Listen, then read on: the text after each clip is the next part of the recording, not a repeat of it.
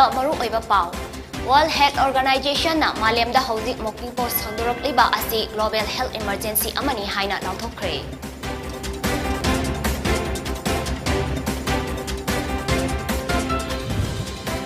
Meghalaya gi BJP Luchingba Amagi Turada Leiba Farmhouse Ama Brothel Oina Sizinaramne.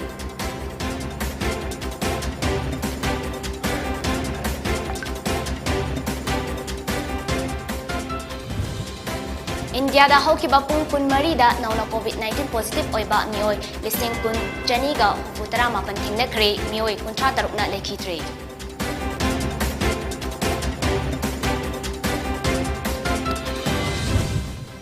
Kurumjari pungza si fawbagi maru oiba pawmeng tabiri ba mayam punamapu Bidyalaxmi na taram okjari hojik paw sandong pizari. World Health Organization na Malimda Hauzik Monkeypox Sandorok Liba asi Global Health Emergency Amani Haina Lauthokre. Malimda Leiriba Leibak Hufutara Mangada Monkeypox na Naraba Mioi Lising Tarataruk Leire Mioi Manga Lekidre. UK Kaktada Mioi Lising Ani Yaure. WHO gi Director General Dr. Tedros Adhanom na virus asi Malim gi atay lebak sing dasu sandokhiba yabagi oithokpa chauna lei. Emergency lauthokpagi warep asi mioi tarataruk na saba WHO gi Emergency Committee gi anirak suba mifamda laukhibani. Emergency na lauthokhiba asina laichot asi ngauthoknaba honabada amadi leina asibu fahanba ngamba vaccine puthokpada mateng oigani haina haiki. West Garo Hills District ki Turada Leba Meghalaya gi BJP gi Vice President Oiriba Bernard Maraki Farmhouse asi brothel oina sizinaduna leire haina Meghalaya Police na phongdokre. Wafam asi hokiba irai numita police na mahaki Rimpu Bagan Farmhouse ta Thiba humba gi thabak sathabada mafam aduda sexual crime yauna ain gi mayokta thabak thoram kaya pangthoklamba thingnakraba matungda phongdorakibani loina na farmhouse aduda customer kaya na sizinaramba contraceptive su thingnaki hairi Meghalaya police ki matung inna chahi asigi February thada nupi macha ama mangkibaga mari leina na Thiba humba gi thabak chathakibani hairi February gi tang 19 da mioi amana mahaki macha nupi thiba Khangdre haina complaint tawrakbadagi chayol amagi matungda nupi macha asigi mari matana angang faba mioi ni haina chingnaba amaga loinana angang asi fangbadagi turada leiba nupi gi police ta khusinakibani nupi macha asigi statement gi matung ina Rimpu Baganda mahak amadi mahaki mamanabida kayarak hana sexual assault Chathakibani haina khangbadagi Meghalaya BJP Vice President gi Farmhouse da thiba humbagi thabak asi chathakibani maduda police na nupa macha mari amadi nupi macha ama yauna angang mangadi fibam sokna solon sindona thamlamba thingnakhi thaudok aduda faraba nupi macha kun mari yauna mioi humfunipan di jail da thazin kre hairi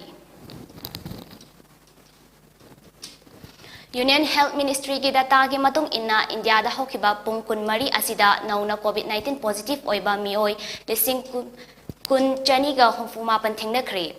lising tarani panchama ngani fu humdoina laina asidagi fagatki amadi mioi contrataruk na laikidre masiga tharaga hojik fawbada laichat asina maram oiraga laikidaba migi masing punna la manga lising kun taruk subna kontra humdoi oikibaga loinana hojik India da covid na naduna leiba migi masingna la ama lising yang khaini thoi chani oiri positivity rate na chada mari dasmek mari taruk oiki amasung fagatpagi changna chada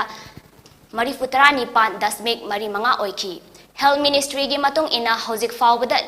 laina asidagi ngakthoknaba leibak asigi oina crow chaniga supna ama hena covid vaccine kapthokre hairi laiset asina laikhidraba mioi kontra taruk asi Kerala amadi West Bengal dagi mioi taret Maharashtra dagi manga Himachal Pradesh dagi mari Bihar amadi Jammu Kashmir dagi mioi ani amasung Assam, Chhattisgarh, Delhi, Gujarat, Meghalaya, Nagaland, Odisha, Pondicherry, amadi Tripura dagi mioi amamamni hairi. Planning for Development of Manipur College Haiva Hiramda Khananainabagi Thauram Ama Manipur College Alumni Association MCAA Infalna Sinduna College Asida Pangthokre. Thauram aduda NCAA Amadi Hanagi Manipur Human Rights Commission gi President Ngangbam Nongyai Dr. Z Ranjit Sharma Amadi Manipur University College Singdagi lakpa expert panelist singna saruk yakhi. MCAA gi Vice President Dr. L Kumar College asigi chawkhat thaurangi damak alumni gi role oina hariba thorom asi Manipur College ta pangthokkhibani haina phongdokhi ngasigi asigumba college amada higher education amadi institution singna alumni da yawbal role gi manungda mana tamjarakpa college sing aduda support tawba oina thorom asi paikhatchabani haiki hariba ngasigi asigumba college amada higher education da institution singda alumni na lawba yaba role gi manungda mana tamjarakpa college sing aduda support to boina alumni ki thokdang amoina ngasigi aikoi ki thoram ase paikhatchabani Like-minded group LMG na group asigi thaumi oiramba laikhidrabi longjam sasi kalagi imungda lupa lising tara mga tingbangkri ngasi ayuk pung nipan makai taba matamda group asigi president El Kunjesor Sarmana luchingduna chatkhiba tingbang khongset aduda group asigi publicity secretary Rakesh Laurem advisory board member Dr. Khetri Tama K Ranjit amadi Nongthomam Suni Devika Ranani Furai Lakpam, Kunjesor Mangsatabam, Surendra Ningomba, Ojit Yumnam, T. Ice Kiran Mala, C. Hais Thai Bema, Amadi Soro Kaibam Bikas na Chingba Group Asigi Maru Oiba Thomi Kayana Saruyaki. Tengbang Khongset Aduga Mari Lainana, Group Asigi Publicity Secretary Rakesh Naurem na Phongdokibada, Laikidabi Sasikala, Lamdam Asigi, Tanglabi Nupi Amani, Mahak na Hilingay Matamda, Tola Tarabasingda Tengbang Bagidamag, Linkhatlakliba, LMG gi member oirambada natana roadside vendor welfare association gi achangma thomi su oiramduna kaitel phambi ima sing yaifa thorang kya gi damak chen chonglami masigi su mathakta mahakna Manipur gi ngamkhai ngakna bagi ihau amadi atai lebak ki issue kaya da chen chongduna achawba thawtang yarami mahakna ikhang khanghaudana laikhidaba asi lamdam asigi atang bi nupi ama mangle haiki ngasigi tengbang sel adu Laikhidrabi Sasikalagi Mapuroiba Amadi Mahaki Lehauribi Machanupi Anida Kusinaki. Loinana Khongset Adugi Matung Inna Group Asigi Thomi Singh, Laikagi Mioi Singh Amadi Mahaki Maru Mapas Hinga Minat Amatumina Leptuna Kaikumna Botki. They come from Laikhi and Fauci LMG Maruiba Advisory Board Member Shagiri Dr. Ketutama. Our figure of the like-minded group LMG committee, the president Kunjesor Yauna, the Kanazarakan, some but in bank of Bangladesh, see the bank function like-minded group LMG, Fugama Tuerchuba, doing and bank function. But the Sitag and Rakatan, Hakimundi,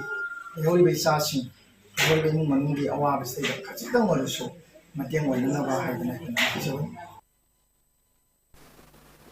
Hui amasung hogdongda naganba laina singdagi ngauthoknaba Imphal East District United Club na anti-rabies ki hidak sing kapthokpagi saruk ama oina ngarangdagi hoduna ngasi fawa Imphal East ki tonga-tongan mamafam singda anti-rabies ki hidak sing hui amadi hogdong singda kapthokre All Manipur United Club Organization amukogi lamjing makhada sero Kongba Khunau Amadi Social Youth United Club SYUC ga pulaga mafam ani asigi akoibada leiba hui amasung hogdong singda hida kapthoki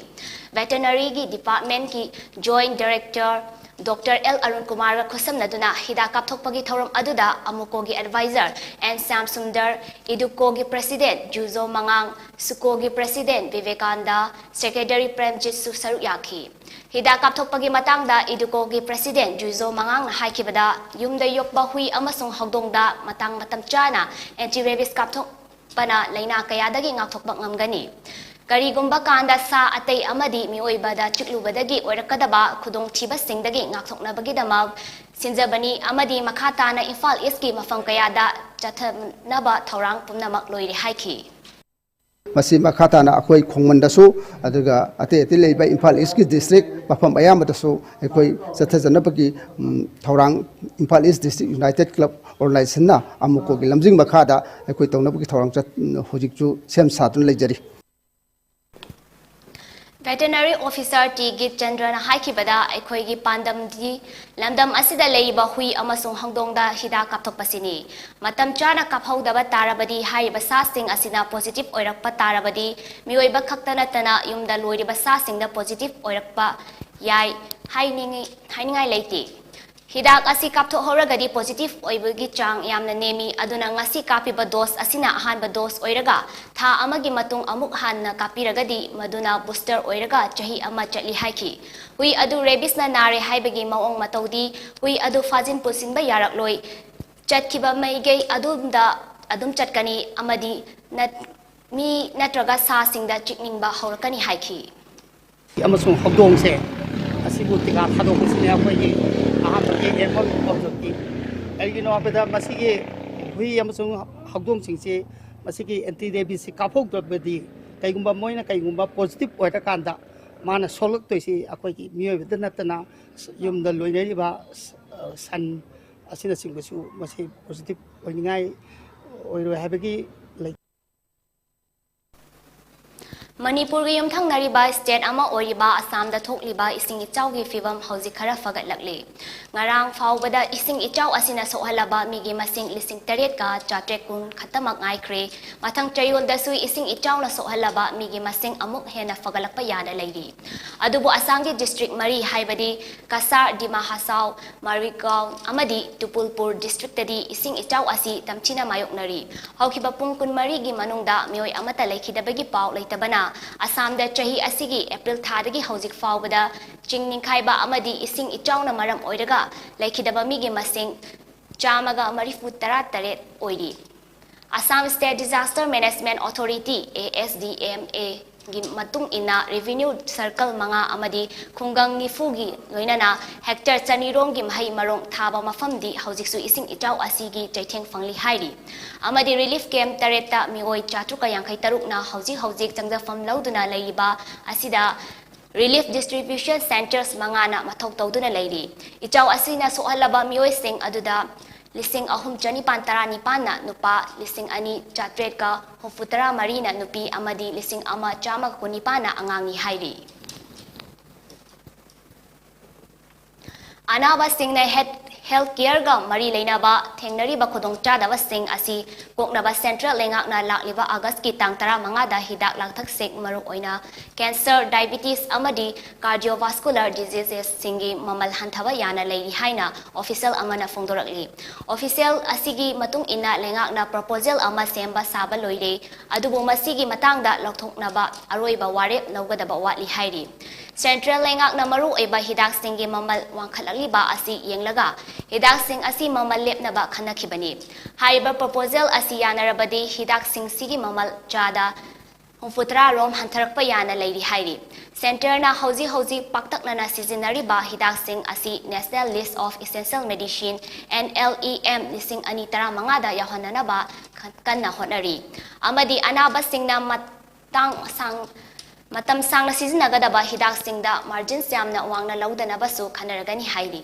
haukiba July kontarukta Health Minister Masuk Mandavia na pharma industry gi mihut singa unaduna masigi matangda khanakre hairi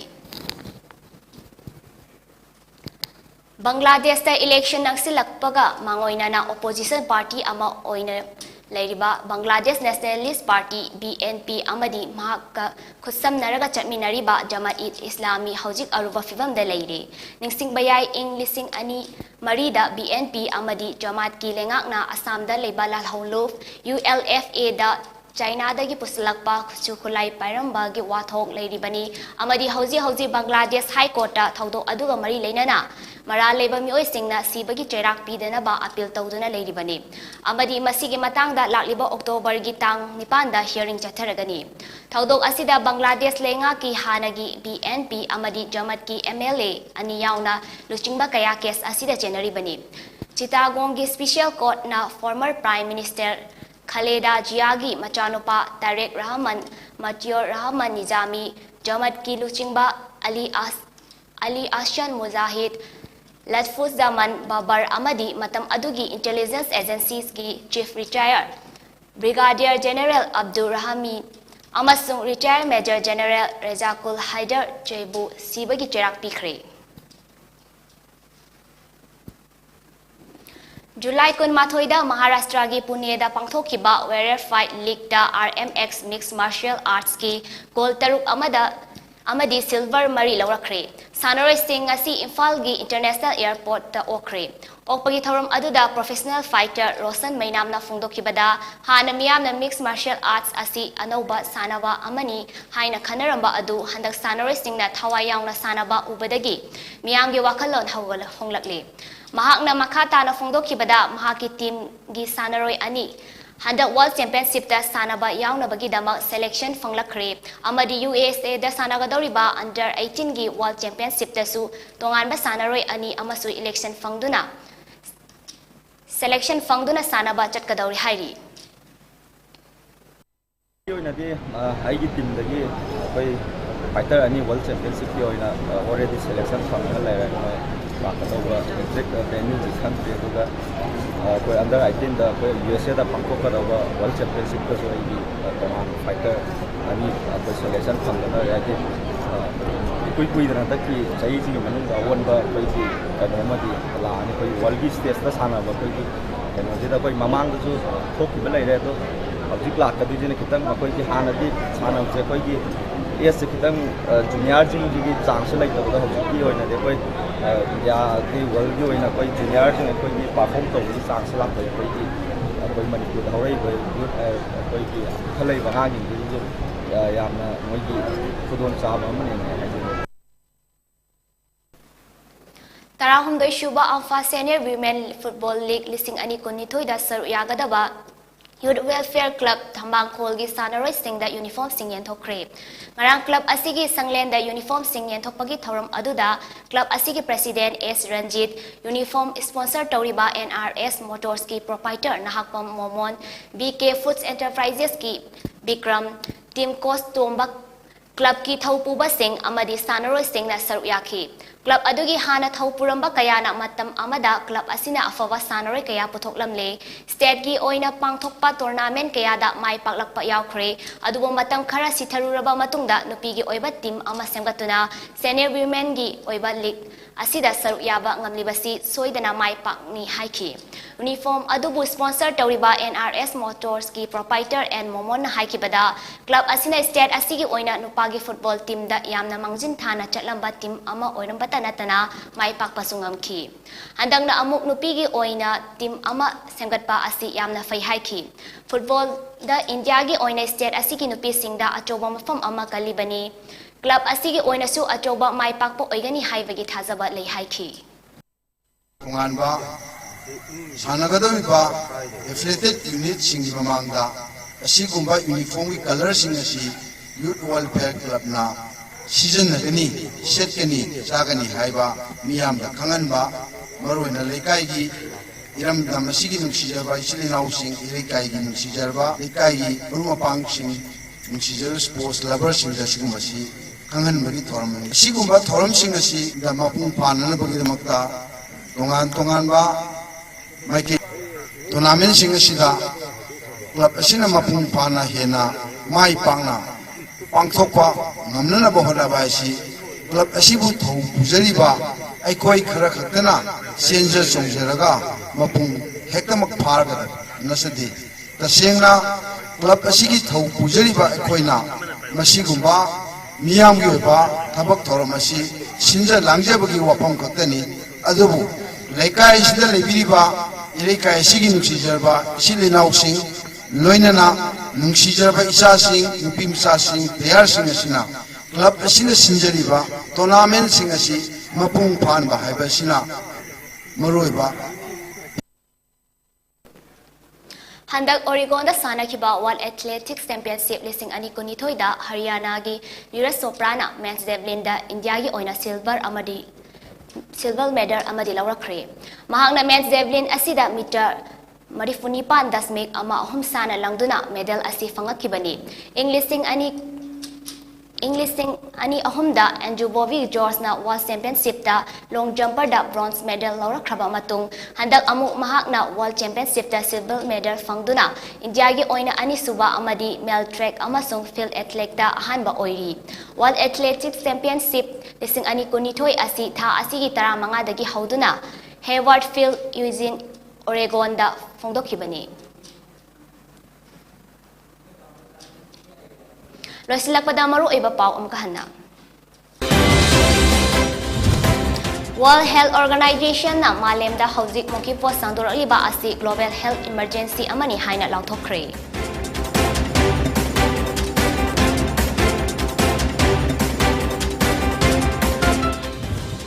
Meghalaya gi BJP luchingba amagi turada leiba farmhouse ama brothel oina sizinaramle.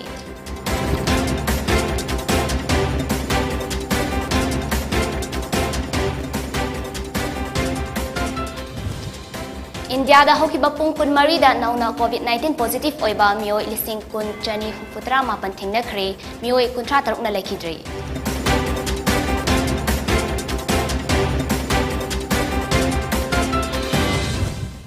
Pony News mi interview mi apana po kahana khurumjari.